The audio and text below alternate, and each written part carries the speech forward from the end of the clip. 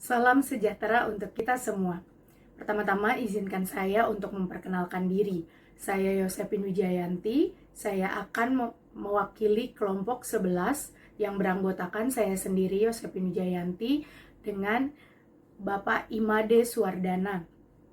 Hari ini saya akan mewakili kelompok 11 untuk mempresentasikan materi mengenai AR dan VR dalam pendidikan. Pelajaran sangat bergantung pada buku dan penjelasan guru. Kini hadir teknologi bernama AR atau Augmented Reality dan VR atau Virtual Reality yang menghadirkan pengalaman belajar lebih nyata, lebih interaktif dan menyenangkan. Teknologi ini menjadi jembatan antara imajinasi juga realitas. Bayangkan jika anak belajar tentang dinosaurus, tetapi anak-anak ini bisa bertemu dengan dinosaurus itu dalam tanda kutip secara langsung. Dengan apa? Ya, dengan menggunakan teknologi berupa AR dan VR ini. Pertama-tama, kita akan mengenal dulu apa itu AR atau Augmented Reality. Augmented Reality atau AR adalah teknologi yang menambahkan elemen digital pada dunia nyata. Misalnya, saat anak melihat buku bergambar melalui aplikasi AR, gambarnya bisa bergerak, bisa bersuara, bahkan seolah-olah keluar dari halaman buku. AR ini bisa membuat pelajaran lebih hidup dan menarik. Pertama, saya pernah mempraktekkan ini dalam kegiatan kelas saya. Saya meminta anak-anak untuk menggambar seekor burung. Jadi anak-anak menggambar seekor burung sesuai dengan kreativitas dan imajinasi mereka. Lalu saya menggunakan teknologi AR atau Augmented Reality ini untuk membuat gambar burung mereka itu bergerak, dan anak-anak sangat menyukainya. Anak-anak sangat tertarik dan membuat kegiatan itu semakin menarik bagi mereka. Seperti itu. Itulah yang kita namakan dengan augmented reality yang bisa digunakan dalam proses pendidikan anak. Sementara itu, kita akan berkenalan dengan virtual reality atau VR. Nah, VR sendiri ini bisa berupa teknologi yang ada bendanya. Biasanya yang lazim digunakan itu kacamata. Mungkin Bapak Ibu pernah melihat sebuah kacamata di mana kita bisa menggunakannya dan kita bisa terjun langsung ke tempat di mana yang ada di imajinasi kita. Seperti itu. Jadi VR ini membawa kita masuk sepenuhnya ke dunia digital buatan. Dengan headset VR atau kacamata VR itu tadi, mereka atau kita semua bisa menjelajahi ruang angkasa, atau kita belajar piramida, kita bisa mengunjungi piramida tanpa harus datang ke lokasinya secara langsung. VR memberi pengalaman belajar yang imersif atau yang tidak pernah bisa dibayangkan dan sulit didapatkan dari metode konvensional. Nah, makanya untuk tetap menjaga literasi buku, literasi membaca, kita sekarang itu orang-orang banyak yang mengembangkan dan menggabungkan buku dengan teknologi VR ataupun AR ini. Jadi pengalaman kita membaca, pengalaman kita berliterasi itu terasa lebih menyenangkan.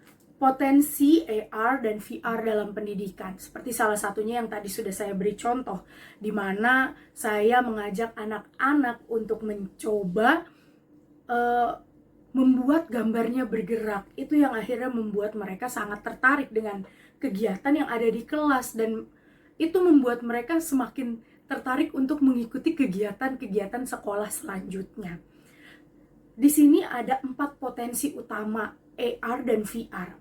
Yang pertama adalah meningkatkan motivasi belajar anak. Seperti yang tadi saya sudah beri contoh. Lalu yang kedua, mempermudah pemahaman konsep abstrak. Misalnya kita belajar tentang tata surya. Nah, kalau hanya kita bayangkan kan tidak terbayang ya, ini planetnya ada di mana, atau mataharinya itu sejauh apa. Tetapi menggunakan metode AR atau VR ini, kita bisa menjelajahi itu lebih dalam lagi. Atau misalkan kita mau mempelajari tentang bagaimana cara Candi Borobudur dibangun.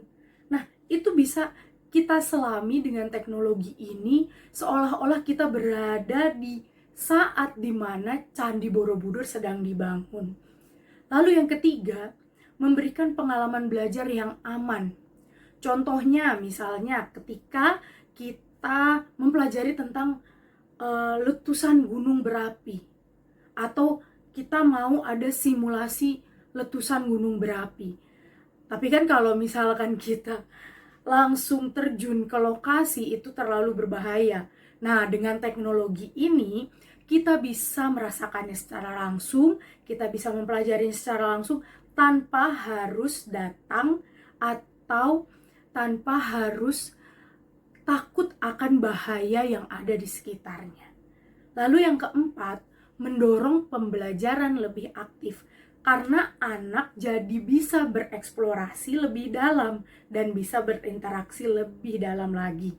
Bagi AR dan VR bisa diterapkan dengan cara yang sederhana, tetap dengan basis permainan. Yaitu yang pertama, buku cerita interaktif. Gambarnya bisa bergerak dan bersuara. Sekarang sudah banyak sekali buku-buku cerita anak yang menggunakan teknologi AR dan VR, di mana buku cerita anak atau dongeng itu menggunakan teknologi AR. Jadi digabungkan dengan aplikasi AR, di mana ketika kita men-scan salah satu barcode di buku, misalkan buku itu bisa bercerita sendiri, mengeluarkan suara sehingga keluar ceritanya sendiri, atau gambarnya seolah-olah bergerak, ada gambar 3D yang bergerak atau keluar dari buku tersebut. Lalu yang kedua, eksplorasi alam virtual.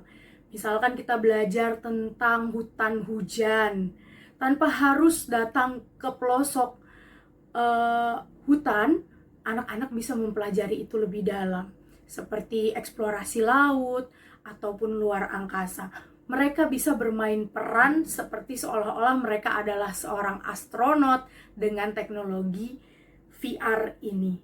Lalu yang ketiga, pembelajaran sains sederhana, misalnya pertumbuhan tanaman secara instan. Kalau misalkan kita praktek menanam, tentunya akan membutuhkan waktu sampai tanaman tersebut bisa tumbuh dan berbuah. Tetapi dengan teknologi VR ini atau teknologi AR, ini anak-anak bisa diajak untuk melihat pertumbuhan tanaman ini secara langsung dan lebih cepat, seperti itu. Lalu yang keempat adalah permainan edukatif berbasis AR, seperti mencari bentuk atau warna di dalam kelas. Nah, untuk materi AR dan VR sendiri, ini bukan lagi soal tren teknologi, tetapi sarana untuk menciptakan pembelajaran yang menyenangkan dan bermakna. Namun, dalam penggunaannya tentu harus ada pendampingan orang yang lebih dewasa, atau jika kegiatan atau teknologi ini dilakukan di sekolah, tentunya harus dengan pendampingan guru kelas. Lalu yang kedua tentunya tentang pembatasan waktu penggunaan. Lalu yang ketiga, memastikan teknologi ini menjadi alat bantu, bukan pengganti interaksi nyata. Jadi tetap membangun interaksi dengan teman-teman di sekitarnya tanpa harus khawatir bahwa teknologi ini akan mengambil alih interaksi anak-anak. Lalu yang terakhir, kita harus bijaksana dalam pemakaiannya. AR dan VR bisa jadi jembatan antara dunia dan imajinasi, serta membentuk generasi yang siap menghadapi tantangan masa depan. Demikian pemaparan dari saya untuk mewakili kelompok 11. Terima kasih atas perhatian Bapak Ibu semua. Semoga materi ini memberi inspirasi dan menghadirkan pembelajaran yang lebih kreatif, interaktif, dan bermakna bagi anak-anak kita. Sampai jumpa lagi.